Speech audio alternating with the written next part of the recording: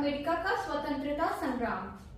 ठीक है, तो अमेरिका का स्वतंत्रता संग्राम हम देखते हैं कि ये यूरोप के इतिहास में बहुत ही महत्वपूर्ण एक स्वतंत्रता संग्राम है।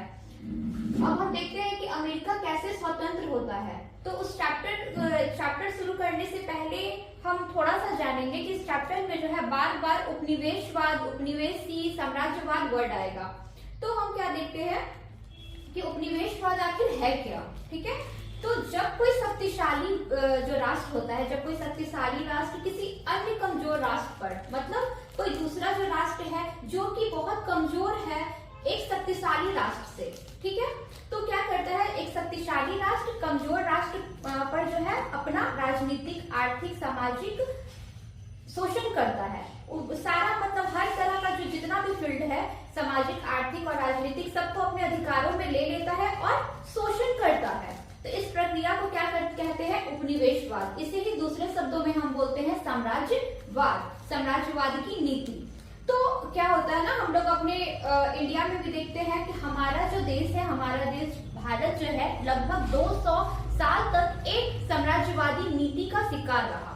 ठीक है, आखिर हम देखते हैं कि साम्राज्यवादी नीति का शिकार लोग कैसे हो जाते हैं, क्यों कोई एक राष्ट्र जो है एक साम्राज्यवादी नीति का शिकार हो जाता है। क्यों? क्योंकि या तो हम तो कमजोर है या निर्बल है, या हमारा मतलब जो राजनीतिक जो क्राइटेरिया है वो बहुत कमजोर है, आर्थिक दृष्टिकोण से हम कमजोर हैं। अगर हम स्ट्रांग रहेंगे, अगर हम शक्तिशाली रहेंगे, तो क्यों कोई अन्य राष्ट्र जो है, क्यों कोई शक्तिशाली राष्ट्र, क्यों कोई मतलब मजबूत जो राष्ट्र है हम पर शोषण करेगा, हम पे चढ़ने की कोशिश नहीं करेगा, अगर हम बहुत स्ट्रांग रहेंगे तो ठीक है। हम लोग भारत के परिदृश्य में भी देखते हैं कि हम 200 वर्षों तक गुलाम रहते हैं। ठीक है, तभी तो यहाँ पे मतलब बहुत सारे जो लोग हैं वो व्यापार के दृष्टिकोण से आए थे, व्यापार करने के लिए आए थे। लेकिन व्यापार तो स्टार्टिंग में व्यापार करने आते हैं, लेकिन धीरे धीरे फिर हम देखते हैं कि किस तरह से यूरोपीय जो देश है ट्रेडिंग के नाम पे, ट्रेडिंग तो हो रही थी, व्यापार तो हो रहा था, लेकिन क्या होता है हमारा राजनीतिक, आर्थिक, सामाजिक, सांस्कृतिक हर तरह से हम लोग क्या होते हैं, शोषित होते हैं। और लगभग 200 साल के बाद हमें आजादी मिलती है। तो ये सब क्या है, ये सब एक साम्राज्यवाद की नीति के शिकार हम लोग हो जाते हैं। ठीक है, हम लोग पहली बात मैं ये बोलना चाहूँ कि क्यों साम्राज्यवाद का शिकार होते हैं, क्योंकि अन्य राष्ट्र को क्या है, उसको अपने स्वार्थ की पूर्ति करनी है। ठीक है, अपना फायदा देखना है। हम क्यों मतलब अपना फायदा देखने के लिए तो लोग एक दूसरे को शोषित करते हैं। तो उसी तरह से क्या हुआ, क्या कहते हैं, हम लोग इंडिया में तो देखिए, हम लोग 10th क्लास में चैप्टर हम लोग देखेंगे भारत में राष्ट्रवाद। तो अब यहाँ भी देखते हैं अमेरिका का स्वतंत्रता संग्राम। हम लोग वर्ल्ड हिस्ट्री की बात कर रहे हैं। तो अमेरिका भी क्या होता है, साम्राज्यवादी नीति का शिकार हो जाता है। क्यों साम्राज्यवाद नीति का शिकार हो जाता है? इंग्लैंड क्या करता है, इंग्लैंड भी क्या करता है, अमेरिका में अपने 13 उपनिवेश को क्या करेगा, स्थापित करेगा। इंग्लैंड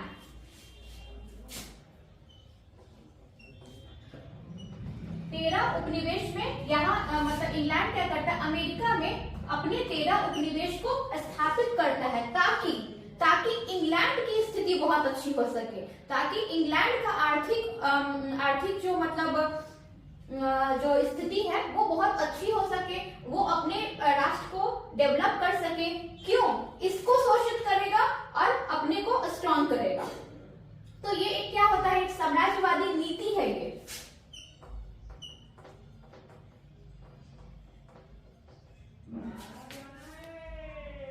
साम्राज्यवादी नीति का शिकार हो जाता है कौन, अमेरिका। ठीक है, तो अब हम देखते हैं कि साम्राज्यवादी नीति का तो शिकार हो गया अमेरिका। अब हम देखते हैं कि आखिर क्या क्या कारण रहता है। अगर कोई पूछे तो आप एकदम डायरेक्ट वे में पूरा अच्छे से बता सकते हो कि उपनिवेशवाद क्या है या साम्राज्यवाद क्या है। अब क्या होता है, हम देखते हैं कि मतलब उस टाइम क्या होता है ना, भौगोलिक खोजें हो रही होती होती हैं, अनेक जो राष्ट्र कहाँ कहाँ पे है, कौन कौन सा देश की भौगोलिक स्थिति कहाँ कहाँ पे है, तो उससे क्या है पता लगने लगता है।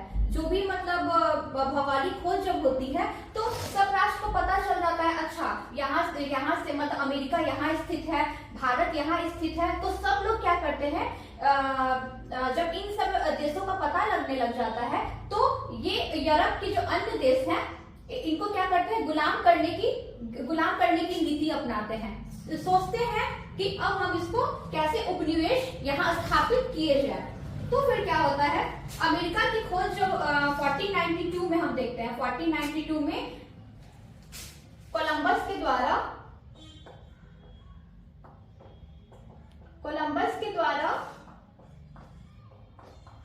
1492 में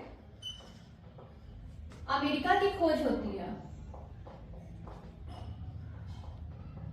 अमेरिका की खोज होती है, ठीक है, अमेरिका की खोज होती है। और उसके बाद जो है फ्लोरेंस का जहाजी जो है अमेरिको वेस्पुसी के द्वारा एक नई दुनिया का पता चलता है। नई दुनिया क्या है, अमेरिका है। अब नई दुनिया अमेरिका का जो है पता चला कि हाँ अमेरिका तो यहाँ स्थित है।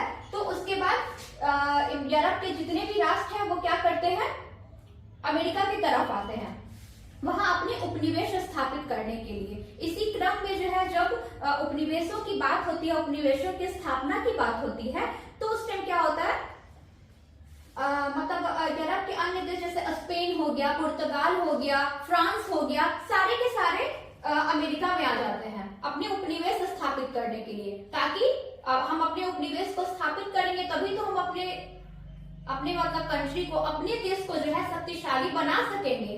क्यों? क्योंकि एक राष्ट्र जो है पूरे तरीके से शोषित रहेगा, ठीक है, शोषित रहता भी है।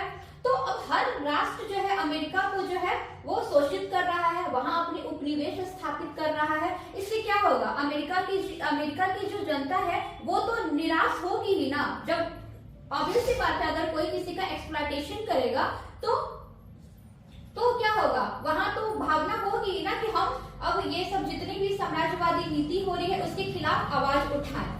तो अब क्या होता है कि अमेरिका में तो 13 उपनिवेश स्थापित कर लिए जाते हैं इंग्लैंड के जरिए। अब क्या होता है, कारण की तरफ देखें तो पहला राजनीतिक कारण है, तो उपनिवेशों की प्रशासनिक व्यवस्था। तो अब क्या है, उपनिवेशों की प्रशासनिक व्यवस्था में जो है जितने भी 13 उपनिवेशों की प्रशासनिक व्यवस्था वो तो सीधे इंग्लैंड ही टैकल करेगा। इंग्लैंड ही इस पे मतलब पूरे तरीके से रूल रेगुलेशंस बनाता है। और इन उपनिवेशों को अधिकार नहीं होता है, ना अपने मतलब रूल रेगुलेशंस बनाने का अधिकार नहीं रहता, ना ही उनको प्रशासनिक व्यवस्था में अधिकार दिया जाता है। तो बहुत ही बुरी स्थिति रहती है। और यहाँ तक कि जो भी रूल रेगुलेशंस इंग्लैंड की जो प्रशासनिक व्यवस्था है इंग्लैंड में जो लोग लगा देते हैं वही इन उपनिवेशों को जो है वो मानना पड़ता है। क्यों मानेंगे, इससे क्या होता है, मतलब जो भी अमेरिका वासी जो है, अमेरिकी उपनिवेश है, बहुत क्षुब्ध हो जाते हैं। उनकी प्रशासनिक व्यवस्था भी उनके कंट्रोल में नहीं रहती है। यहाँ तक कि जो भी इंग्लैंड में भी जो भी रूल रेगुलेशंस रहते हैं वो अमेरिका वालों को पे थोप दिया जाता है। तो हम देखते हैं कि उपनिवेशों को जो है प्रशासन में भी अधिकार नहीं था, क्योंकि उन लोगों को अपने अधिकार बनाने के तो अधिकार थे ही नहीं। तो हम देख रहे हैं क्या कि जो इंग्लैंड जो है इनकी प्रशासनिक व्यवस्था को पूरे तरीके से टैकल कर रहा है, उसको पूरे तरीके से अपने अधिकार में ले लेता है। उसके बाद हम देखते हैं कि इन उपनिवेशों में क्या होता है, इंग्लैंड के द्वारा, ठीक है, इंग्लैंड के द्वारा जो है प्रत्येक उपनिवेश में एक गवर्नर जो है नियुक्त किया जाता है, ठीक है, एक गवर्नर नियुक्त कर लिया जाता है इन 13 उपनिवेशों में। इन 13 उपनिवेशों में एक गवर्नर नियुक्त होता है, लेकिन वो क्या करता है, इन उपनिवेशों के प्रति कोई उत्तरदायी नहीं निभाता है। इस गवर्नर का क्या योगदान होना चाहिए था कि इन 13 उपनिवेशों की प्रशासनिक व्यवस्था को भी देखे, उसको अच्छे तरीके से टैकल करे, लेकिन नहीं। इस तरह के जो भी उपनिवेश है के जो गवर्नर रहते थे उनको क्या होता है, पूरा अधिकार है, बहुत बहुत ज्यादा मतलब अधिकार होता था, लेकिन वो क्या करते थे, इन 13 उपनिवेशों के लिए कोई योगदान की स्थिति नहीं रखते थे। और यहाँ तक कि प्रशासनिक व्यवस्था में जो है उपनिवेशों को मतलब उपनिवेशवासी जो भी है उसको प्रशासनिक व्यवस्था में उन पदों पर जो है नियुक्त भी नहीं किया जाता था। तो उसके बाद भी हम देखते हैं यहाँ तक कि उपनिवेश जो भी है, अमेरिकी उपनिवेश में जो है व्यवस्थापिका सभा भी होती है, उसका निर्वाचन भी अमेरिकावासी के द्वारा भी होता है, लेकिन हमेशा क्या होता है, गवर्नर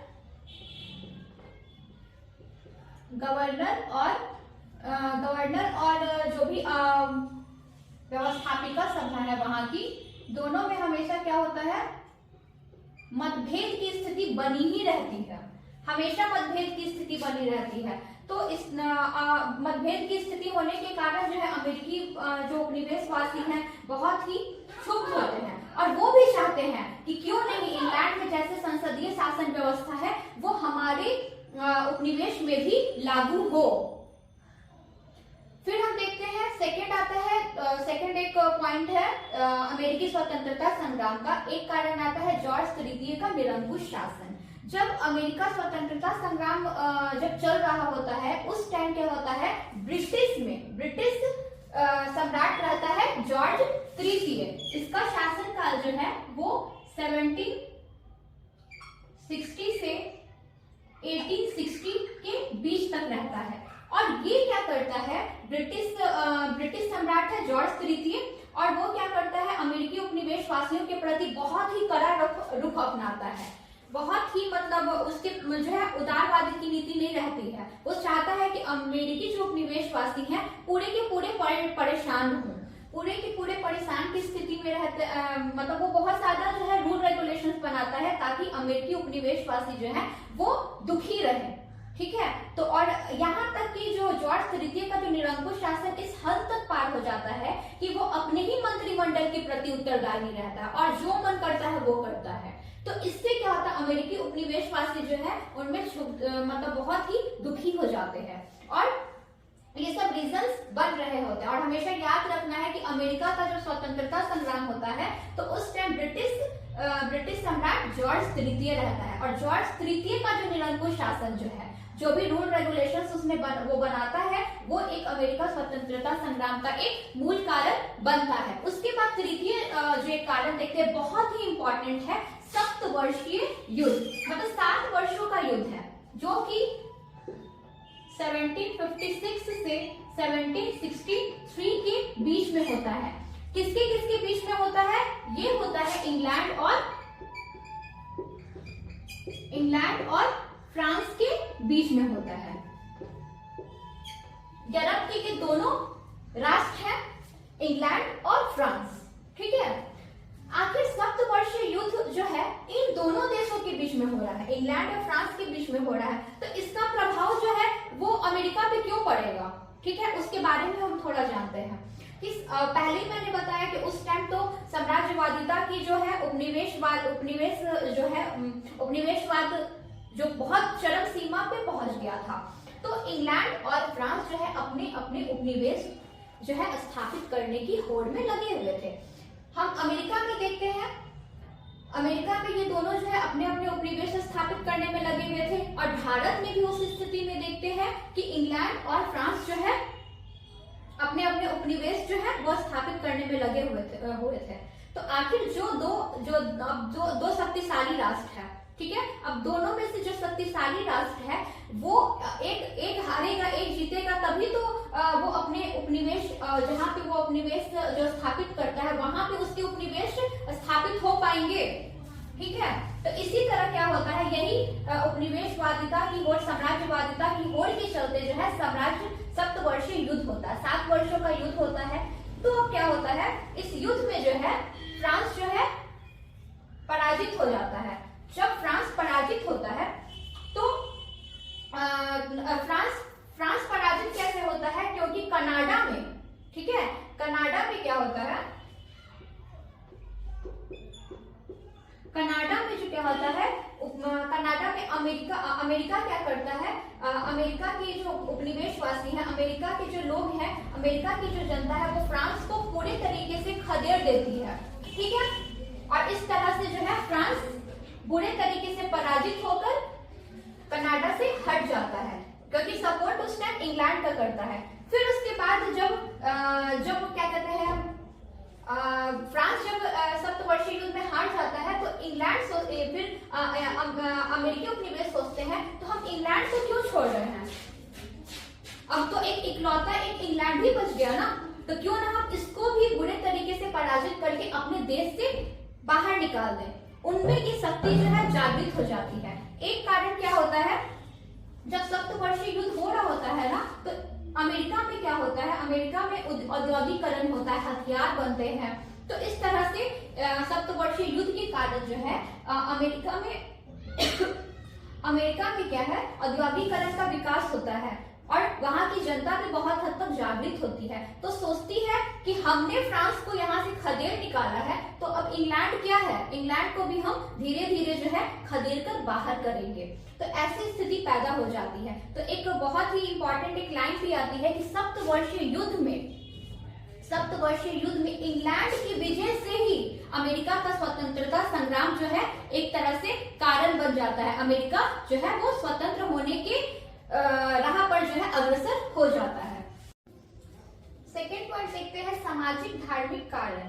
तो सामाजिक धार्मिक कारण में देखते हैं सामाजिक संरचना में अंतर। पहला होता है कि इंग्लैंड की सामाजिक संरचना में अंतर है और अमेरिकी जो उपनिवेश है उसमें भी सामाजिक जो संरचना है उसमें अंतर होता है, क्योंकि इंग्लैंड में जो है सामंती व्यवस्था और कुलीन वर्ग का प्रभुत्व होता है, लेकिन यहाँ पे जो है अमेरिकी उपनिवेश में जो है मतलब बहुत ही मतलब क्या होता है ना कि समानता का व्यवहार वो लोग करते हैं। वो लोग सामंती व्यवस्था की भावना नहीं रखते हैं। हर एक जनता को जो है वो समान अधिकार, समानता का उन लोगों में वो रहता है। ये नहीं सोचते कि कोई वर्ग ऊंचा है या नीचा है, हमको वो शोषण करना है, या सामंती और कुलीन व्यवस्था की भावना उनमें नहीं रहती है अमेरिकी उपनिवेश में।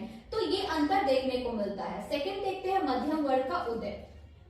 अमेरिका में जो स्वतंत्रता संग्राम के पहले जो है अमेरिकी उपनिवेश में जो है बहुत ही पढ़ा लिखा मध्यम वर्ग का उदय हो जाता है। वो देखता है कि बहुत ही अच्छी व्यवस्था के मध्यम वर्ग, पढ़े लिखे लोग का उदय होता है, और वे देखते हैं कि किस तरह से इंग्लैंड जो है अमेरिकी उपनिवेश को जो है बहुत सारे अधिकारों से वंचित रख रहा है। तो ये भी मध्यम वर्ग जो है ये समझ नहीं पाते हैं आखिर क्यों अमेरिकी उपनिवेश को जो है बहुत ही अधिकारों से वंचित रखा जा रहा है। तो ये मध्यम वर्ग क्या करते हैं, बहुत ही क्षुब्ध हो जाते हैं, उद्विग्न हो जाते हैं और इस तरह से क्या करते हैं, प्रचार प्रसार करते हैं ताकि जो है ताकि लोग जो है वो क्या करें, जागृत हों और अपने अधिकारों को पहचाने और इंग्लैंड के खिलाफ आवाज उठाएं। थर्ड देखते हैं स्वतंत्रता एवं आत्मविश्वास की भावना। स्वतंत्रता मतलब वो चाहते हैं कि मतलब जो भी मध्यम वर्ग जो है वो चाहता है कि हमें भी स्वतंत्रता मिले, हमें भी आत्मविश्वास की भावना उनमें जागृत। अब देखते हैं थर्ड की वही स्वतंत्रता एवं आत्मविश्वास की भावना जो है उपनिवेशवासी क्या होते हैं, वो स्वतंत्र प्रवृत्ति के रहते हैं। वो चाहते हैं कि हमें स्वतंत्र जो है वो रखा जाए, क्योंकि इंग्लैंड में जो है उन लोगों ने स्वतंत्रता की भावना को देखा था और उपनिवेशवासी जो है जो भी मतलब अमेरिकी उपनिवेशवासी जो है मतलब इंग्लैंड से आकर ही बसे थे। तो इंग्लैंड में वो क्या देखते हैं, उपनिवेश जो है कि वो देखते हैं किस तरह से इंग्लैंड की जो जनता है निरंकुश शासन के विरुद्ध जो है वो भाग लेती है। तो फिर जब वो अपने जब कंट्री उपनिवेश में आते हैं, अमेरिकी जब आते हैं, तो वो देखते हैं कि जब वहां की जनता जो है मतलब इंग्लैंड की जनता जो है राजतंत्र और निरंकुशता के विरुद्ध जब इतना आवाज उठा रही है, तो क्यों ना हम अपने कंट्री में ही इंग्लैंड वासियों की की जो भी साम्राज्यवादी नीति के खिलाफ हम आवाज उठाएं और अपनी स्वतंत्रता स्वतंत्रता की मांग करें। और उसी तरफ देखते हैं, धार्मिक कारण में देखते हैं कि इंग्लैंड में जो क्या है,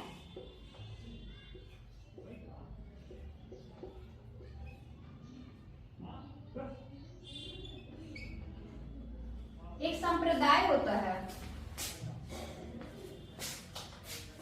लिंकन संप्रदाय होता है, और अमेरिकी जो उपनिवेश है वो प्रोटेस्टेंट धर्मावलंबी को मानने वाले होते हैं। तो ये क्या करते हैं जो और ये जो दोनों में क्या होता है, धार्मिक मतभेद की स्थिति पैदा हो जाती है, क्योंकि प्रोटेस्टेंट जो है वो लिंकन को बहुत ही घृणा की दृष्टि से देखते हैं। तो एक जो धार्मिक जो उन्माद है, धार्मिक उन्माद भी जो है अमेरिका स्वतंत्रता संग्राम का एक महत्वपूर्ण कारण बनता है, क्योंकि जो अमेरिकी उपनिवेशवासी में प्यूरिटीन है, जो भी प्रोटेस्टेंट धर्म को मानने वाले हैं, और लिंकन जो है अलग संप्रदाय है, अलग धर्मावलंबी है, तो दोनों में धार्मिक दृष्टिकोण के चलते जो है मतभेद की स्थिति हो जाती है।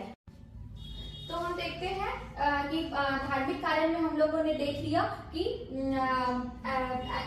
एंग्लिकन और प्यूरिटन संप्रदाय में तो मतभेद हुआ, और जो भी इंग्लैंड में जो भी है, हमारे जो भी 13 उपनिवेश के जो लोग वहां रह रहे थे, तो वो तो प्यूरिटन और प्रोटेस्टेंट धर्म को मानने वाले थे। तो इंग्लैंड में जो है इनको बहुत ही घोर अत्याचार किया जाता था, और ये लोग क्या है, प्यूरिटन संप्रदाय और प्रोटेस्टेंट संप्रदाय के जो लोग हैं अपनी उपनिवेश में आने के लिए जो है बाध्य हो गए कि अब हमको क्या जो है वहां पे धार्मिक दृष्टिकोण से तो इन लोग को परेशान किया जा रहा था, तो वे लोग मजबूर होकर जो है अपने इंग्लैंड से जो है भागकर अमेरिका में आ जाते हैं। तो अमेरिका में आने के बाद वो चाहते हैं कि अब जो है जहां जितने अत्याचार हम लोग पे हुए हैं, तो हम लोग को क्या करना है, आवाज उठाना है, मतलब इंग्लैंड के खिलाफ।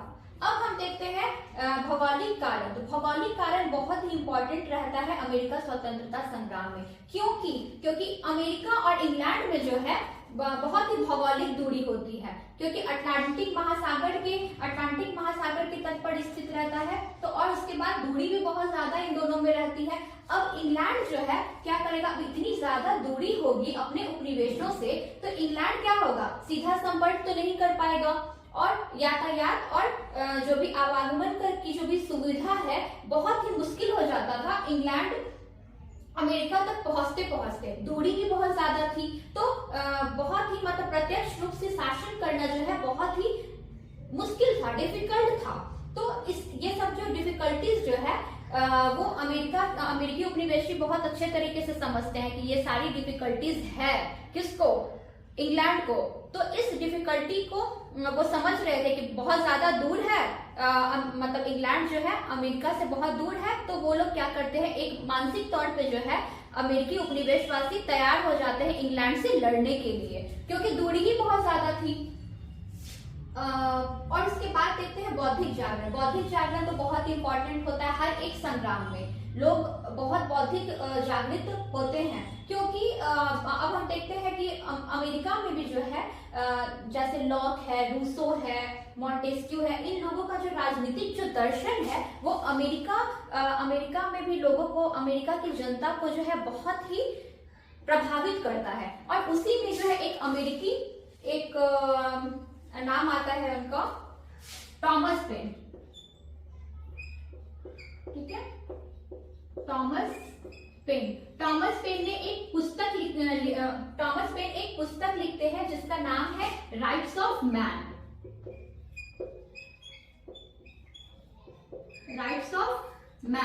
और टॉमस पेन जब राइट्स ऑफ मैन जैसी पुस्तक लिखते हैं तो वो क्या करते हैं, वो चाहते हैं कि ये जो पुस्तक जो है समानता पर आधारित होती है, कि हमें भी समानता दिया जाए। तो इससे क्या है, ये सब बुक्स जो है बहुत ही इंपॉर्टेंट रखती है। यहाँ तक कि जेफरसन जो है वो भी क्या करते हैं, मतलब विद्रोह को बढ़ाने की कोशिश करते हैं कि विद्रोह और क्रांति जो है अमेरिका में होनी चाहिए ताकि हम स्वतंत्र हो सके। और एक क्वेश्चन आ जाता है यहाँ पे, प्रतिगामी वाणिज्यिक आर्थिक कारण, जैसे कि उपनिवेशों की आर्थिक स्थिति जो है बहुत ही दयनीय हो जाती है, क्योंकि हम देख चुके हैं कि सप्तवर्षीय युद्ध होता है 1756 से 63 के बीच में। सप्तवर्षीय युद्ध के कारण जो है उपनिवेशों की जो स्थिति है बहुत ही खराब हो जाती है। अमेरिका पे बोझ बहुत ज्यादा बढ़ जाता है, जो भी मुद्रा का जो अवमूल्यन है वो गिर जाता है, अनाज की जो पैदावार है वो कम हो जाती है, किसानों पर बोझ बहुत ज्यादा बढ़ जाता है। जब ये सारी स्थितियां जो है वो व्याप्त हो रही होती है तो इंग्लैंड जैसी औपनिवेशिक शक्ति को क्या चाहिए था, जब अमेरिकी उपनिवेश की स्थिति खराब हो रही है तो वो क्या करता, अच्छे तरीके से उसको इन उपनिवेशवासी की स्थिति जो है वो खराब हो रही है तो इंग्लैंड जैसे औपनिवेशिक साम्राज्य को क्या चाहिए था, इसकी स्थिति को सुधारने की कोशिश करनी चाहिए थी, लेकिन ये सब सुधारने की कोशिश नहीं करते हैं। इससे क्या होता है, अमेरिकी उपनिवेश की स्थिति दिन पर दिन गिरती जाती है और इससे अमेरिकी उपनिवेशवासी जो है अब एकजुट हो जाते हैं कि अब हमको क्या कहते हैं आवाज उठानी होगी। अब जब ये सारी स्थितियां जो है खराब होती जा रही हैं और ऊपर से जो है इंग्लैंड की जो भी व्यवस्था है, इंग्लैंड जो लोग हैं, इंग्लैंड की जो प्रशासनिक व्यवस्था है और ऊपर से स्थिति तो बहुत ज्यादा खराब है, ऊपर से अमेरिकी उपनिवेशों पर और करों का बोझ डाल देते हैं और मतलब बहुत ही बेकार कानून लगा देते हैं, जैसे कि अमेरिकी उपनिवेशवासियों को जो है, उपनिवेशवासी जो लोग हैं उन लोगों को कर देना बहुत ज्यादा दुभर हो जाता है। तो आगे हम अभी देखते हैं कि वो किस किस तरह के कर होते हैं जिससे जो है अमेरिकी उपनिवेशवासी जो है बहुत ज्यादा परेशान हो जाते हैं। तो अभी हम थोड़ा डिटेल में देखेंगे कि क्या क्या टैक्स रहता है, कौन कौन लागू करता है, वो टैक्स किस तरह के टैक्स होते हैं और मतलब किस तरह के टैक्स होते हैं, कैसे लगाए जाते हैं, उससे जो है अमेरिकी उपनिवेशवासी जो भी है, अमेरिकी उपनिवेश पर क्या क्या दुष्प्रभाव पड़ता है, जिससे अमेरिकी जो जनता है वो अपने अधिकारों के लिए जो है जागृत हो जाती है। अब हम देखते हैं उपनिवेशों पर आर्थिक प्रतिबंध लगा दिया जाता है। मतलब क्या करता है, मतलब इंग्लैंड क्या करता है, उपनिवेश पर जो है अनेक तरह के रूल रेगुलेशंस बना देते हैं ताकि जो है उन पर जो है प्रतिबंध लगाया जा सके। और इससे क्या है, अमेरिकी जो उपनिवेशवासी है वो स्वतंत्र रूप से व्यापार नहीं कर पाए। और जहां तक बात की जाए अमेरिकी उपनिवेशवासी की ना, तो अमेरिकी उपनिवेशवासी जो है वो उन्मुक्त व्यापार की नीति पर बिलीव करते थे। ठीक है, वो मुक्त व्यापार की नीति पर बिलीव करते थे, लेकिन जब इंग्लैंड क्या करता है, इन उपनिवेशों पर जो है इनकी जो मुक्त व्यापार की नीति पर क्या है वो अंकुश लगा देता है। अंकुश लगाने के बाद और तरह तरह के कानून लगा देता है ताकि अमेरिकी उपनिवेशवासी जो है, अमेरिकी उपनिवेशवासी का जो भी आर्थिक जो एक क्या होता है विकास जो है वो हो नहीं पाए और बाध्य हो जाए और रुक जाए। इसके लिए ये क्या करता है, इंग्लैंड जो है 5 तरह के कानून लगा देता है। पहला है नेविगेशन एक्ट एवं अन्य ट्रेड एक्ट, सेकेंड है आयात निर्यात कानून, थर्ड है स्टाम्प एक्ट, फोर्थ है इंपोर्ट ड्यूटीज एक्ट, फिफ्थ है लॉर्ड नॉर्थ के दंडात्मक कानून।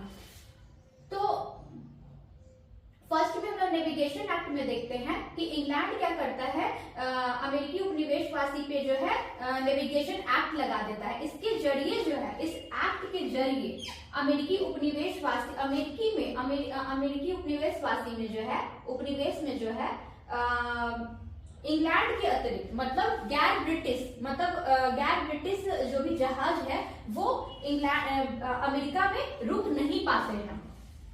ठीक है, जो भी गैर ब्रिटिश जहाज जो है वो इंग्लैंड में रुक नहीं पाते हैं और इसके लिए ये एक तरह का मतलब एक्ट लगा दिया जाता है कि मतलब अमेरिका में जो है कोई भी बाहर का जो जहाज है वो व्यापार करने नहीं आएगा और तरह तरह के आयात निर्यात कानून लगा देते हैं ताकि मतलब अमेरिका जो है, अमेरिका के जो उपनिवेश है वो इंग्लैंड से ही व्यापार करे और अन्य किसी राष्ट्र से जो है व्यापार करने की अनुमति नहीं दी जाती है। उसपे बहुत तरह के मतलब टैक्स लगा दिए जाते हैं। यहाँ तक कि स्टाम्प एक्ट के जरिए जो है इंग्लैंड का प्रधानमंत्री होता है ग्रेनविले, याद रखना है, इंग्लैंड का प्रधानमंत्री है ग्रीनविले।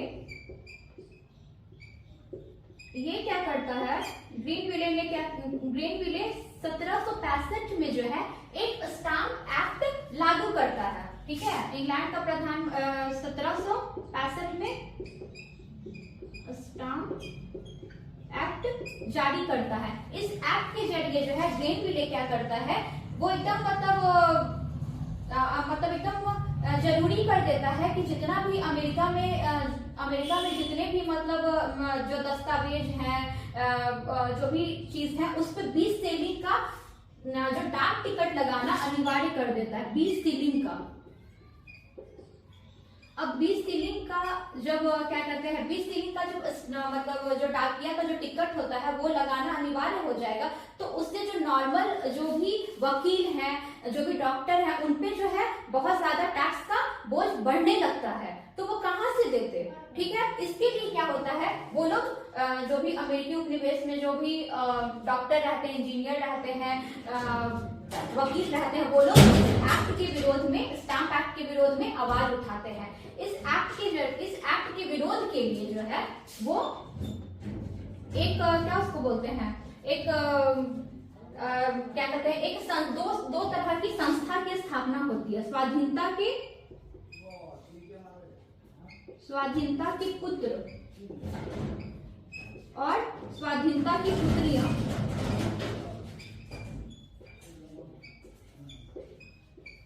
स्वाधीनता की पुत्रियां नामक दो संस्था की स्थापना होती है। और ये जो दोनों संस्था है वो आवाज उठाती है कि आप जितना भी मतलब स्टाम्प एक्ट लगाए हो, आप उसको वापस लो, क्योंकि कितना टैक्स दे पाएंगे, 20 सीलिंग तो बहुत ज्यादा हो जाता है।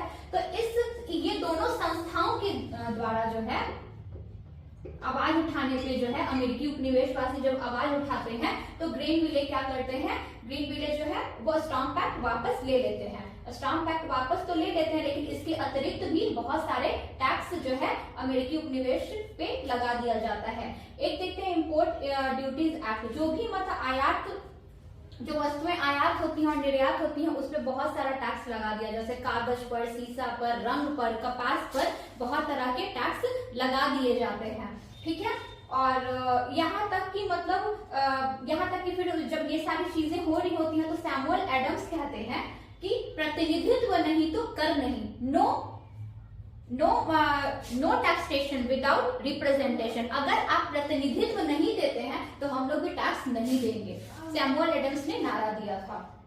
ठीक है, लॉर्ड नॉर्थ के दंडात्मक कानून, इसके अतिरिक्त भी क्या होता है, ये सारा जो भी चल रहा होता है, लेकिन लॉर्ड नॉर्थ जो क्या करता है और 5 तरह के कानून लगा देता है, दंडात्मक कानून लगा देता है। किस पे? ये मतलब अंकुश लगाने के लिए। ये जो है देखते हैं ना कि सिलसिलेवार ढंग से जो है उपनिवेश जो है वो आवाज उठा रहे होते हैं, लेकिन फिर उसके बाद इस तरह के जो भी स्थितियां उत्पन्न होती हैं उस पे अंकुश लगाने के लिए लॉर्ड नॉर्थ क्या करता है और दंडात्मक कानून लगा देता है। सबसे ज्यादा खतरनाक होता है बोस्टन बंदरगाह को बंद कर देना।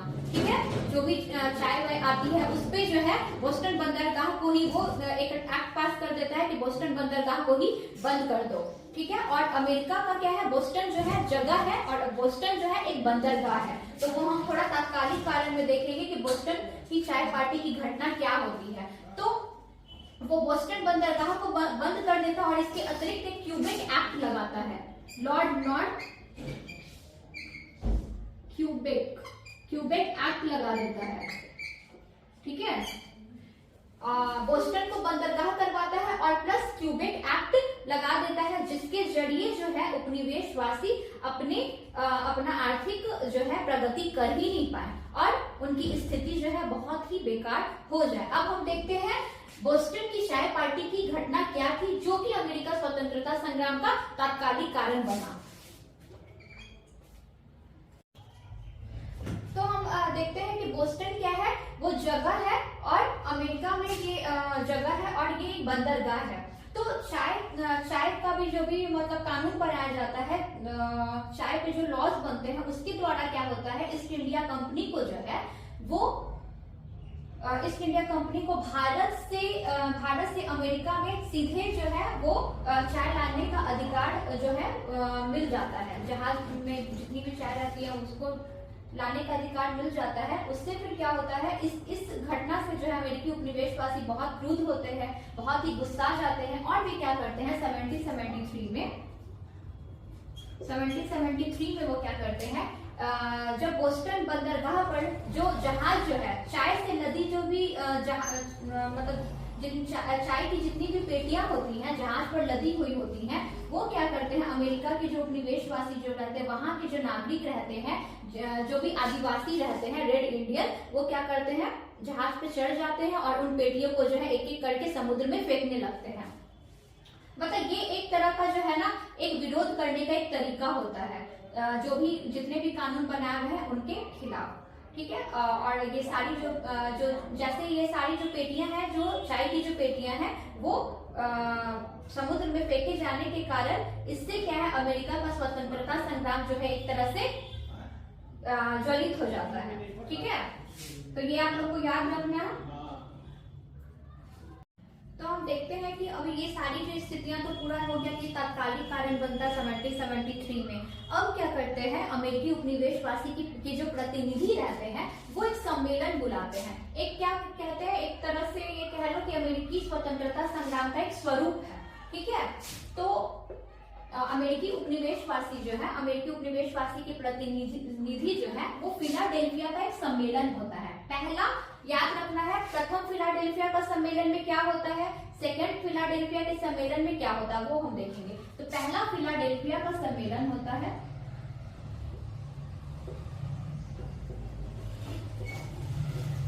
ठीक है। पहला फिलाडेल्फिया का सम्मेलन होता है 1774 में।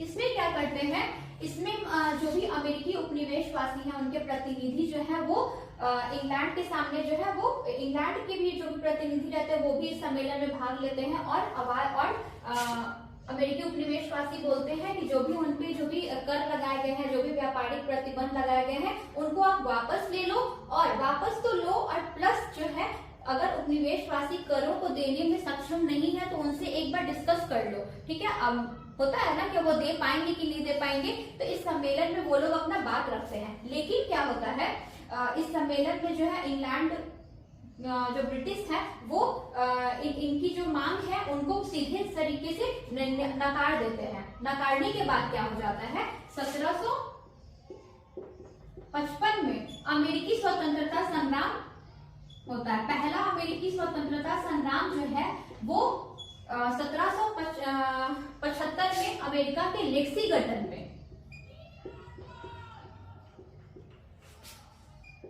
अमेरिका के लेक्सिंगटन में अमेरिका का प्रथम स्वतंत्रता संग्राम होता है, ठीक है।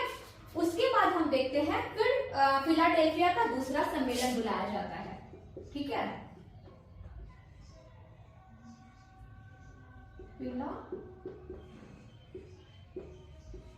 फिलाडेल्फिया का दूसरा सम्मेलन बुलाया जाता है, ठीक है। ये पहला सम्मेलन जो है वो 1774 में होता है और फिलाडेल्फिया का दूसरा सम्मेलन जो है वो 1776 में होता है। फिर इसमें भी वही सारी बातें होती हैं कि मतलब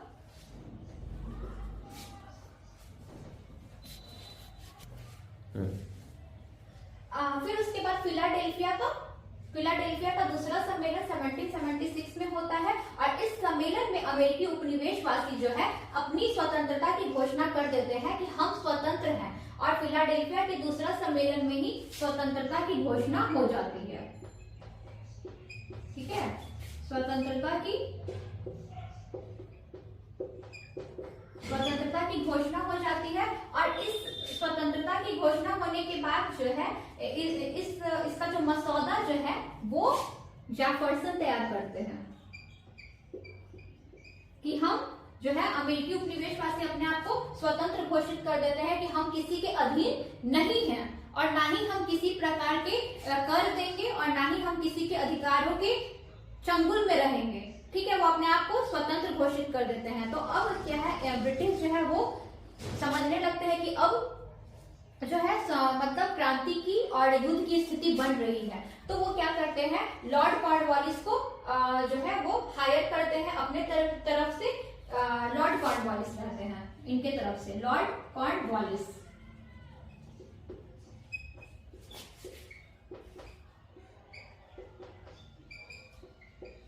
ब्रिटिश की तरफ से लॉर्ड कॉर्नवालिस रहते हैं और अमेरिकी सेनापति कौन रहते हैं? George Washington.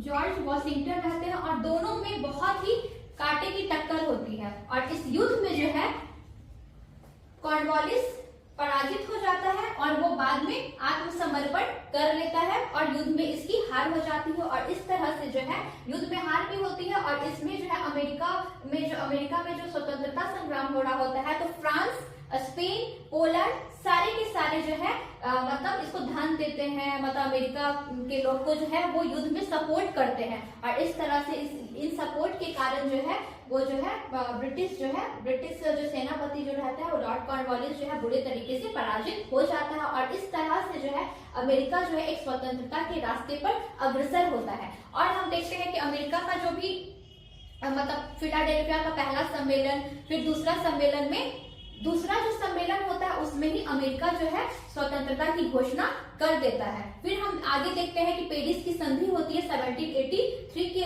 जरिए। ठीक है, आगे हम पेरिस की संधि देखेंगे। इस तरह से हम देखते हैं कि अमेरिका के जो 13 उपनिवेश हैं, जितने भी ये 13 उपनिवेश के नाम लिखे हुए हैं, तो न्यू हैम्पशायर, मैसाचुसेट्स और Rhode Island, Connecticut, New York, new Jersey, Pennsylvania, ये जितने भी 13 उपनिवेश हैं, ये लोग किस तरह से स्वतंत्र होते हैं? वो निरंकुशता के खिलाफ सारे के सारे ये उपनिवेश जो है वो एकजुट हो जाते हैं और फाइनली जो है इन 13 उपनिवेश जितने भी हैं 1783 में पेरिस की संधि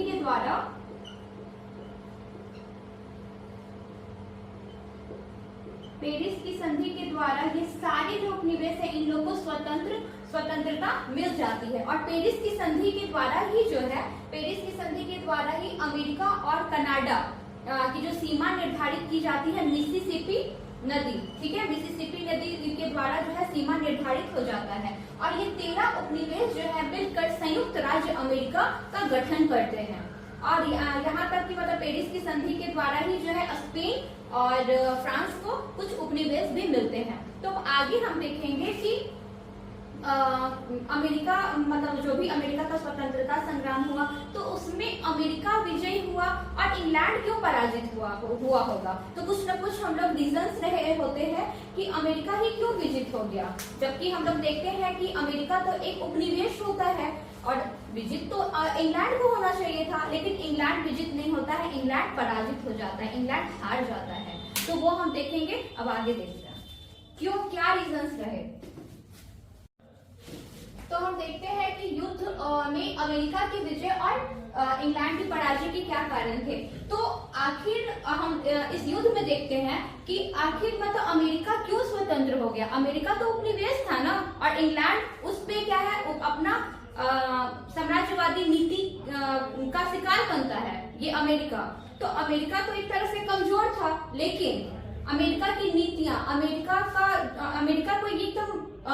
एकदम ये ठान चुका था कि हम लोग को स्वतंत्रता जो है वो मिलनी ही चाहिए और जो भी हमारे अधिकारों का हनन हो रहा है उसके खिलाफ जो है सारे उपनिवेश उठ खड़े होते हैं। तो इस तरह हम देखते हैं कि इंग्लैंड का अकेले युद्ध लड़ना पहला कारण यहाँ बनता है, क्योंकि अमेरिका तो उपनिवेशवासी रहता है,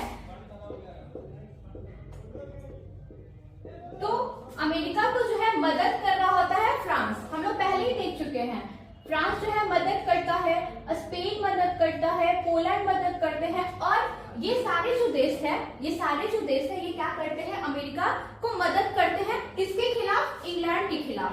तो इंग्लैंड की कोई मदद नहीं करता है, क्योंकि उस टाइम प्रसा और रूस भी तटस्थ की नीति अपना लेते हैं कि भाई इंग्लैंड अपना लड़ते रहे, हम लोग को अपने कंट्री को सेफ रखना है, ठीक है। तो वही हम देखते हैं कि इंग्लैंड फिर क्या करता है, अकेले युद्ध लड़ता है, और जबकि अमेरिका को जो है फ्रांस, स्पेन और पोलैंड का सपोर्ट रहता है। ये इसको क्या करते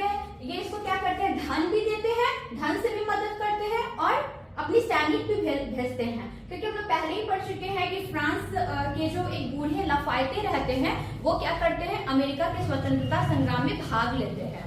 तो इससे क्या होता है, इंग्लैंड जो है वो अकेला हो जाता है, ठीक है। और इंग्लैंड अकेला होने की वजह से कोई उसको शक्ति जो है कोई सपोर्ट नहीं कर रही होती है, तो ये अकेला युद्ध लड़ता है और इसको सपोर्ट मिलता है अलग अलग कंट्री का, तो ये एक बहुत ही इंपॉर्टेंट एक मुद्दा बनता है, ठीक है, इसके हार जाने का। सेकेंड देखते हैं युद्ध क्षेत्र का दूर होना, क्योंकि हम पहले डिस्कस कर चुके हैं कि अमेरिका और इंग्लैंड की भौगोलिक स्थिति काफी दूर दूर थी, ठीक है। काफी दूर दूर होने की वजह से अटलांटिक महासागर के दोनों दूर दूर था, ठीक है, दोनों की स्थिति बहुत दूर थी। और अगर हम किसी और अमेरिका वासी जो है बहुत अच्छे तरीके से जानते थे, ठीक है, अमेरिका वासी बहुत भली भांति जानते थे कि इंग्लैंड जो है वो हमारी भौगोलिक परिदृश्य के हिसाब से बहुत दूर है, ठीक है, एक तो मानसिक तौर पे वो एकदम इस चीज को बहुत अच्छे तरीके से जान चुके थे।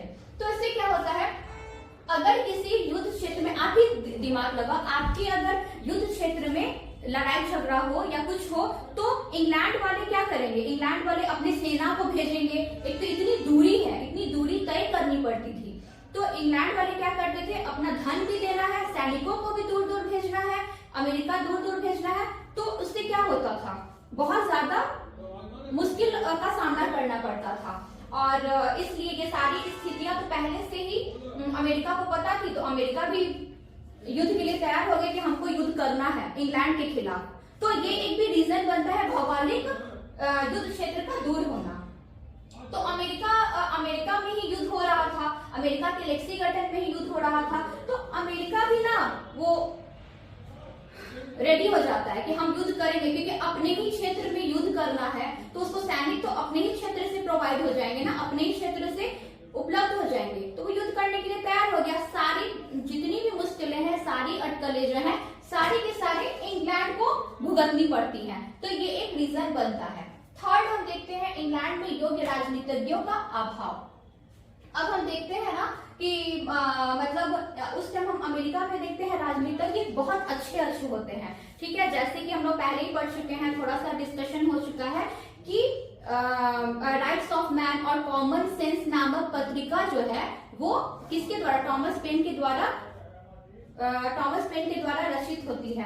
तो उसमें क्या है, वो जनतांत्रिक जितना भी अधिकार है उसके बारे में वो आवाज उठाते हैं और जनता को मतलब अवेयर करते हैं कि हमको अपना अधिकार कैसे लेना है, ठीक है। और यहाँ तक कि जेफरसन भी होते हैं जो बहुत अच्छे राजनीतिज्ञ होते हैं, लेकिन इंग्लैंड में उस तरह के कोई राजनीतिज्ञ जो है वो उद्भव नहीं होता है। होते भी हैं, जैसे कि सम्राट, अगर मतलब इंग्लैंड में बहुत सारे हम लोग देखें ना, उस टाइम पे क्या कर रहे हैं, सम्राट भी होते हैं। सम्राट कौन था, जॉर्ज तृतीय, सम्राट जॉर्ज तृतीय रहता है, वो तो खैर अपने ही मनमानी में रहता है, उसको व्यक्तिगत स्वतंत्रता ही उसको प्रिय होती है। तो वो अगर उसकी उदारता की नीति होती तो वो क्या करता, अमेरिका जैसे उपनिवेश के प्रति जो है थोड़ा मैत्रीपूर्ण व्यवहार रखता, कुछ पॉलिसीज बनाता, जिससे क्या होता, वो जो भी उपनिवेशवादी हम नीति अपनाते हैं तो उसको क्या करता, वो अच्छे तरीके से टैकल कर पाता, और जो भी ये प्रक्रिया है शोषण की या जो भी है वो अच्छे से चल पाती। लेकिन ऐसा तो था नहीं, क्योंकि जॉर्ज तृतीय को तो कोई मतलब था नहीं, वो योग्य था नहीं, और उसकी अनुदारता की नीति के कारण एक बहुत बड़ा राजनीतिज्ञ क्या होता है, एक राजनीति की सूझबूझ होनी चाहिए एक राजनीतिज्ञ में, तो वो उन लोगों में नहीं थी। और ऊपर से क्या होता है, लॉर्ड नॉर्थ जो है वो क्या करते हैं, बहुत ज्यादा दंडात्मक कानून लगा देते हैं और भी टैक्स लगा दिए जाते हैं, जिससे जो है वो अमेरिका की जो जनता है और ज्यादा परेशान हो जाती है, ठीक है। और यहाँ तक कि जो बड़ा पीठ होता है वो बड़ा पीठ जो है बहुत अच्छा इंसान होता है, बट वो अस्वस्थ रहता है। अस्वस्थता के कारण जो है वो मतलब एक इस मामले में जो है वो अच्छे तरीके से रूल रेगुलेशंस है वो नहीं बना पाता है। तो इस तरह से जो है, किस तरह से मतलब एक अच्छा राजनीतिज्ञ होता तो वो सूझबूझ दे सकता था, लेकिन ऐसा तो होता नहीं है। और फिर हम देखते हैं कि और वहां की जो विग जो रहती है, विग पार्टी जो रहती है, विग जो दल रहता है, वो भी नहीं चाहता है कि युद्ध हो, ठीक है। अमेरिका इंग्लैंड का जो विश्व दर रहता है वो भी नहीं चाहता है कि युद्ध हो। अगर फिर भी लेकिन ये इन लोगों की दंडात्मक कानून और राजनीतिज्ञ सूझबूझ नहीं होने के कारण युद्ध की स्थिति बन जाती है। ठीक है। अगर आप ही सोचो, अगर इस तरह के दंडात्मक कानून नहीं लगाए जाते, जो तत्कालिक कारण बनता है 1773 में बोस्टन बंदरगाह पे, ठीक है, बोस्टन बंदरगाह को बंद करवा देना, इस तरह की सारी स्थितियां होती हैं। बहुत सारा प्रत्यक्ष कर लगा दिया जाता है चाय पे, सीसा पे, फिर जो रंग के सामान होते हैं, हर तरह के जो मतलब स्टाम्प एक्ट लगा दिए जाते हैं, तो वो किसी ना किसी तरह से तो बेकार है ना। इससे तो उपनिवेशवासी तो आवाज उठाएंगे ही, तो ये सारा एक मुद्दा तो बन जाता है। और ब्रिटिश शासन की दुर्बलता भी बहुत हद तक सामने आ जाती है, यहाँ तक कि उपनिवेशों की गलत शक्ति का मूल्यांकन लगा दिया जाता है। इंग्लैंड जो है अपने घमंड में रहता है कि हम तो विजित होंगे ही, और अमेरिका क्या कर लेगा, अमेरिका तो तुच्छ सा है, हम लोग ही अपना उपनिवेशवादी नीति अपना रहे हैं और उसको शोषित कर रहे हैं, तो क्या होगा।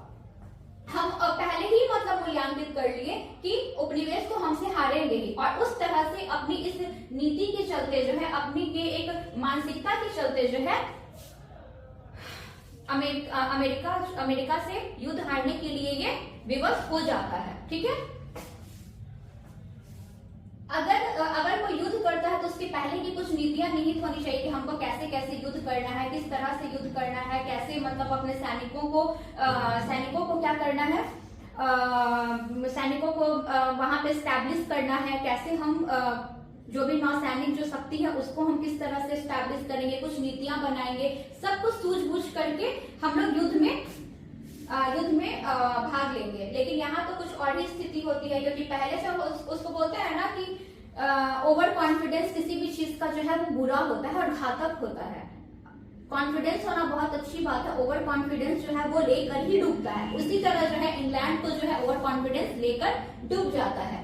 तो हम देखते हैं कि दुर्बल ब्रिटिश नौसेना भी देखे तो जब सप्तवर्षीय युद्ध हो रहा होता है ना, सप्तवर्षीय युद्ध के बाद जो है क्या होता है ना, सप्तवर्षीय युद्ध के बाद जो है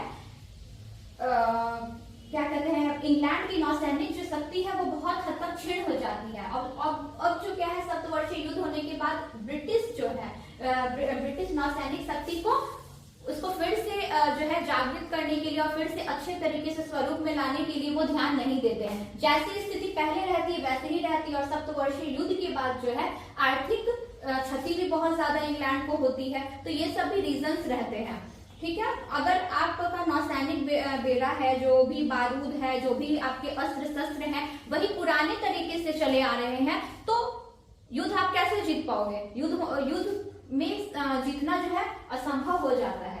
फिर देखते हैं उपनिवेशवासियों का निश्चित आदर्श। एक तरह से देखते हैं कि उन लोग का एक निश्चित आदर्श रहता है, अमेरिकी वासियों का एक निश्चित आदर्श रहता है कि हमको जो है वो हमको क्या जनतांत्रिक सत्ता लानी है, क्योंकि उन लोगों में एकता की भावना बहुत ज्यादा रहती है। उपनिवेशवासियों की एकता भी बहुत रहती है। सारे के सारे जो गुट हैं वो बहुत हद तक जो है वो सजग रहते हैं कि हमको किसी भी तरह से एकीकृत होके हमको इस युद्ध को किसी भी तरह से जीतना है, क्योंकि सारे के सारे जो है वो पहले ही देखे समानता स्वतंत्रता की भावना उन लोगों में बहुत फूट कर भरी हुई रहती है। उन लोगों में शोषणकारी और दमनकारी नीति नहीं रहती है। तभी तो हम आगे देखते हैं कि इस युद्ध में जीतने के बाद भी अमेरिका क्या करता है।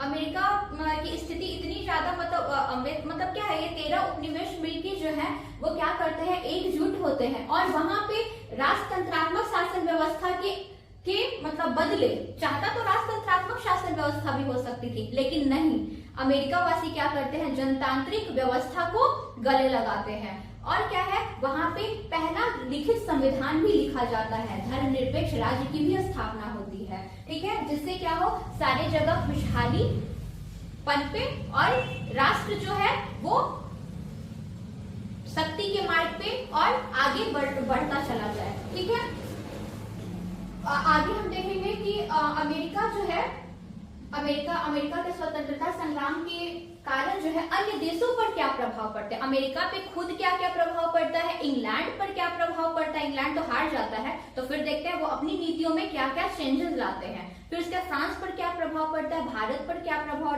पड़ता है, वो हम आगे देखते हैं। अब हम देखते हैं कि अमेरिकी स्वतंत्रता संग्राम के क्या क्या प्रभाव पड़े थे। ठीक है, अमेरिका पर इसके क्या प्रभाव पड़े। ठीक, फर्स्ट है संयुक्त राज्य अमेरिका का उदय होता है। संयुक्त राज्य अमेरिका का उदय कैसा होता है, 13 उपनिवेश मिलकर क्या करते हैं, 13 उपनिवेश जो स्वतंत्र होते हैं इंग्लैंड से, वो क्या करते हैं, एक संयुक्त राज्य अमेरिका का निर्माण करते हैं। और इस संयुक्त राज्य अमेरिका के निर्माण से क्या होता है, विश्व मानचित्र में एक नया देश उभरकर सामने आता है जिसका नाम है संयुक्त राज्य अमेरिका। ये एक ऐसा देश है जिसने पहली बार जनतांत्रिक शासन का परिचय दिया। और यहाँ तक कि इसने जो है मतलब जब ये स्वतंत्र होता है तो 1787 में ही इसके लिए जो है एक संविधान लिखने की प्रक्रिया जो है वो चलती है। और 1789 में इसका जो संविधान है, संयुक्त राज्य अमेरिका का संविधान जो है वो लागू हो जाता है, जो कि समानता और स्वतंत्रता पर आधारित होता है। यहाँ तक कि संयुक्त राज्य अमेरिका में जो है जो भी मतलब हम देखते हैं कि मॉन्टेस्क्यू का जो शक्ति का पृथक्करण है उसके सिद्धांत को भी अपनाया जाता है। तो मतलब अगर अमेरिका भी चाह सकता था कि राजतंत्रात्मक व्यवस्था को वो भी गले लगाता, नहीं, लेकिन इसने क्या करता है, जनतांत्रिक जो शासन व्यवस्था जो है इसका ये परिचय जो देता है सारे देशों को ये देता है। पहले हम लोग देख चुके हैं प्रथम जनतंत्र की स्थापना ये करता है। और यहाँ तक कि प्रथम जनतंत्र की स्थापना के साथ ही जो कि संयुक्त राज्य मतलब जब अमेरिका का स्वतंत्रता संग्राम हो रहा होता है, जो सेना नायक जो रहते हैं वो वॉशिंगटन, सेना नायक तो हमको पता है ना, वॉशिंगटन लड़ रहे होते हैं अमेरिका स्वतंत्रता संग्राम में अमेरिकी की तरफ से, जॉर्ज वॉशिंगटन। यही जॉर्ज वॉशिंगटन जो है वो क्या होते हैं, स्वतंत्र अमेरिका के प्रथम निर्वाचित राष्ट्रपति चुने जाते हैं। हमेशा याद रखना है आप लोग को जॉर्ज वॉशिंगटन का नाम, जॉर्ज वॉशिंगटन, अमेरिका के प्रथम निर्वाचित राष्ट्रपति। फिर हम थर्ड देखते हैं औद्योगिक क्रांति का प्रारंभ। औद्योगिक क्रांति का प्रारंभ जो है वो अमेरिका स्वतंत्रता संग्राम के पूर्व ही हो चुका था, क्योंकि औद्योगिकरण की प्रक्रिया जो है वहां पे शुरू हो गई थी। क्योंकि जब भी युद्ध हो रहे थे तो अमेरिका में हम क्या देखते हैं, कल कारखाने जो है वो स्थापित हो रहे होते हैं। तो धीरे धीरे कल कारखाने स्थापित होने से जो है अमेरिका में क्या हुआ, वो औद्योगिकरण का विकास होने लगा। वहां पे अस्त्र शस्त्र खुद ब खुद वहां पे बनने लगे। तो इससे क्या हुआ, अस्त्र शस्त्र का भी बढ़ावा मिला। और बाद में क्या होता है, बाद में कृषि का भी विकास वहां होता है, कृषि में भी औद्योगिक क्रांति आती है। फोर्थ हम देखते हैं समाज पर भी बहुत ज्यादा प्रभाव पड़ता है। जो भी अब जब अमेरिका जब स्वतंत्र हो जाता है तो जो भी इंग्लैंड के निवासी जो रहते हैं वो अमेरिका छोड़ के, क्योंकि वो तो राजतंत्रात्मक व्यवस्था के मतलब अनुयायी रहते हैं, तो वो लोग क्या करते हैं, अमेरिका को छोड़ के वो जो भी पड़ोसी राष्ट्र रहता है कनाडा, वो वहां जाके बसने लगते हैं। अब अमेरिका में वही लोग बसते हैं जो गणतंत्रात्मक शासन व्यवस्था को मानने वाले होते हैं, क्योंकि अब तो न्यू कानून लागू हो गया कि गणतंत्रात्मक शासन व्यवस्था है। तो वहां के जो भी अमेरिका में जो इंग्लैंड के लोग रहते हैं वो कनाडा शिफ्ट होने लगते हैं। और यहाँ तक कि जब अमेरिका का जो स्वतंत्रता संग्राम होता है तो उसमें जो है महिलाएं भी बहुत हद तक भाग लेती हैं। तो इससे महिलाओं की भी स्थिति बहुत अच्छी होती है, समाज में उनका भी योगदान बहुत ज्यादा अधिक होता है, उन्हें भी बहुत सारे संपत्ति अधिकार मिलते हैं। जैसे कि मताधिकार तो नहीं मिलता है, बट जो मताधिकार का जो व्यवस्था है वो संपत्ति पे ही आधारित होती है। तो समाज में महिलाओं की भी स्थिति बहुत अच्छी होने लगती है। फिर अब हम देखें इंग्लैंड पर प्रभाव देखें तो औपनिवेशिक और ये भी हम देख चुके हैं कैसे कैसे क्या क्या चीजें सामने आती हैं। और हम देखते हैं इंग्लैंड पर इसके क्या प्रभाव पड़े। ये तो जीत जाता है, अमेरिका जब विनर हो जाता है अमेरिका तो इस युद्ध में विनर है और इंग्लैंड जो है ये तो हार जाता है। ये हारता है जब, तो अब जब हार जाएगा तो आप खुद ही सोचो ना, तो अब ये क्या करेगा, अपनी नीतियों में क्या करेगा, परिवर्तन लाएगा। तो पहला देखते हैं कि औपनिवेशिक नीति में ये क्या करता है, अपनी परिवर्तन लाता है। इंग्लैंड क्या करता है, वो देखता है कि हम मतलब वो क्या करता है ना, पहले वो उसकी जो नीति क्या रहती है, बहुत दमनकारी रहती है, लेकिन धीरे धीरे क्या करता है, अपनी इस नीति ही के चलते तो अपने वो 13 उपनिवेशों को खो देता है, जिससे उसको बहुत सारा लाभ हो रहा होता है। तो अपनी नीतियों के चलते ही इंग्लैंड जो अपने 13 उपनिवेश, जिससे वो हमेशा फायदा उठा रहा होता है, बहुत सारे उसको कर भी मिल रहे होते हैं, अपने कंट्री को वो आगे लेके जा रहा होता है, लेकिन उसकी नीतियों के कारण जो है इंग्लैंड हार भी जाता है। तो फिर उसके बाद क्या करता है, अपनी नीतियों में परिवर्तन लाता है। अब क्या करता है, वो मित्रवत जो है मैत्रीपूर्ण व्यवहार करता है अलग अलग देशों के साथ। फिर क्या करता है, जॉर्ज तृतीय के व्यक्तिगत शासन का अंत हो जाता है। इस युद्ध के बाद जॉर्ज तृतीय के बारे में तो हम पढ़ चुके हैं कि ये एक निरंकुश शासक रहता है। तो अब ये क्या करता है, इसके व्यक्तिगत निरंकुशता का अंत हो जाता है। इसके और यहाँ तक कि जो लॉर्ड नॉर्थ जो रहते हैं, उसको भी प्रधानमंत्री के पद से हटा दिया जाता है और उसके बदले में मंत्रिमंडलीय का जो क्या है, मंत्रिमंडलीय मतलब कैबिनेट प्रणाली का प्रसार होता है। जो उसके बदले में छोटा पीठ आता है और वो क्या करता है, कैबिनेट प्रणाली का प्रसार करता है।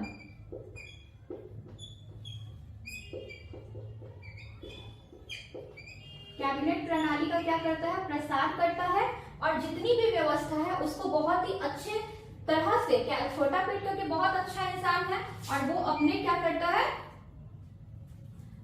इंग्लैंड की जो भी व्यवस्था रहती है उसको ठीक करने का प्रयास करता है। यहाँ तक कि वैदेशिक व्यापार, जो कि अब वैदेशिक व्यापार क्या रहता है, पहले बहुत ही संकुचित रहता है, अब क्या करते हैं ये लोग, उन्मुक्त व्यापार की नीति का अवलंबन करते हैं। जिसका उन्मुक्त व्यापार की नीति जो है एडम्स स्मिथ देते हैं। मुक्त व्यापार की नीति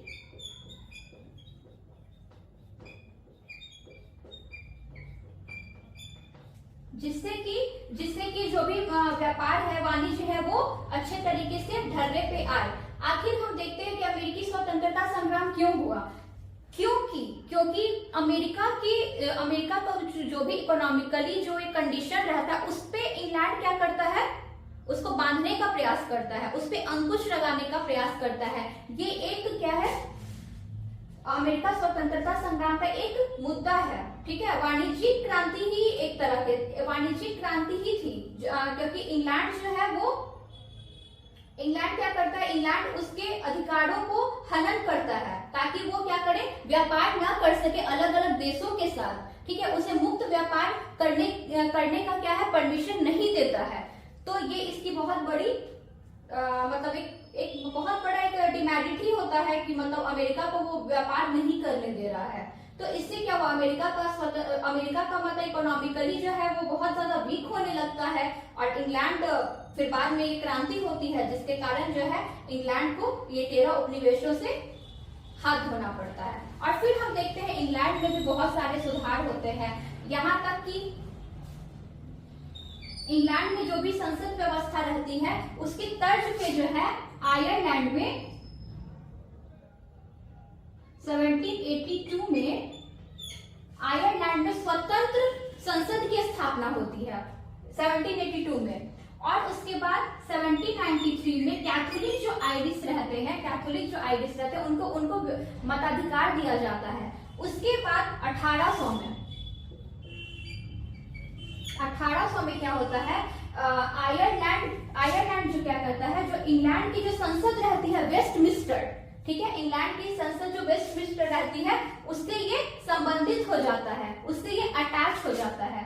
तो ये लोग क्या करते हैं, अपने ही कंट्री में जो है वो क्या कर रहे हैं, धीरे धीरे इसको सुधारने का प्रयास कर रहे हैं। ठीक है, उसके बाद हम देखते हैं फ्रांस पर इसके क्या प्रभाव पड़ता है। फ्रांस पे तो हम देखें बहुत बहुत इसका प्रभाव पड़ता है। जैसे कि 1789 की क्रांति हम देखते हैं, आप लोग को 1789 की फ्रांस की क्रांति भी पढ़नी है, तो उसके पहले हम देखते हैं, क्योंकि 1789 की जो फ्रांस की क्रांति के पहले अमेरिका में स्वतंत्रता संग्राम हो जाता है, ठीक है, 1776 में, 4 जुलाई 1776 में, और इस तरह से अमेरिका स्वतंत्र भी हो जाता है। तो हम देखते हैं कि फ्रांस पर क्या प्रभाव पड़ा।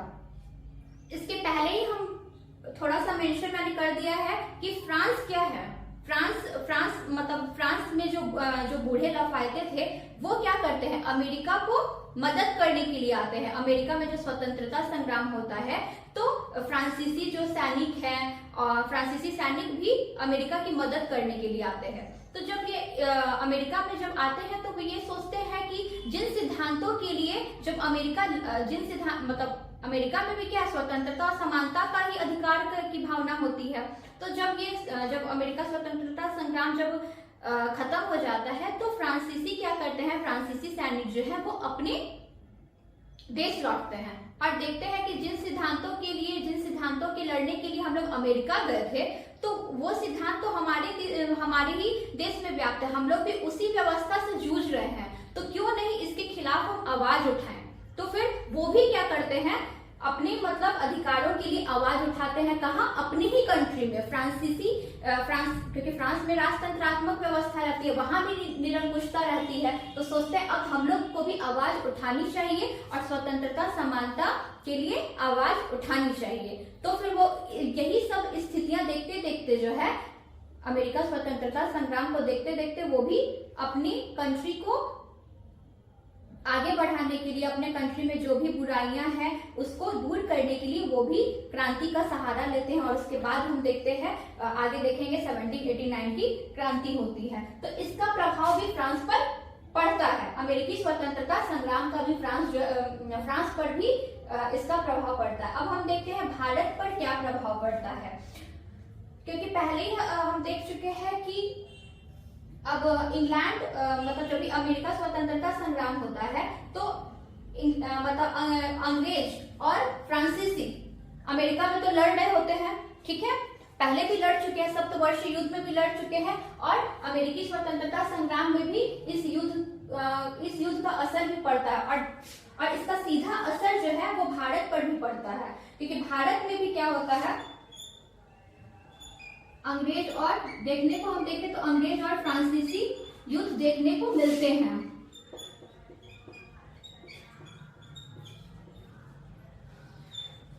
अब यहाँ पे भारत में भी ये होता है ना, इस तरह के युद्ध यहाँ पे भी देखने को मिलते हैं, भारत में भी अंग्रेज और फ्रांसीसियों के बीच में, ताकि कौन दोनों जो शक्तियां हैं, दोनों में से कौन ज्यादा स्ट्रांग है, जो कि भारत में शासन कर सकेगा। तो ये हम भारत में भी स्थितियां देखने को मिलते हैं। अन्य देशों पर भी इसके बहुत ज्यादा प्रभाव पड़ते हैं फ्रांस की क्रांति के।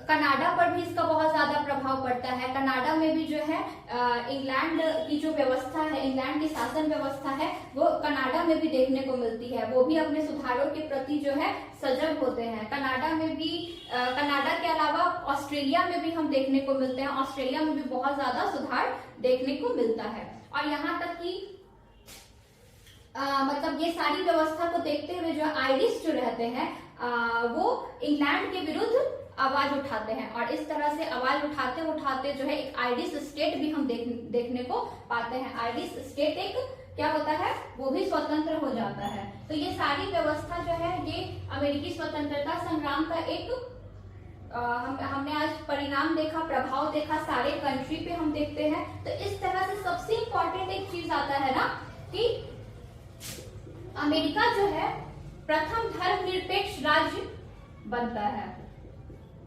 विश्व में। प्रथम धर्मनिरपेक्ष राज्य जो है अमेरिका बनता है।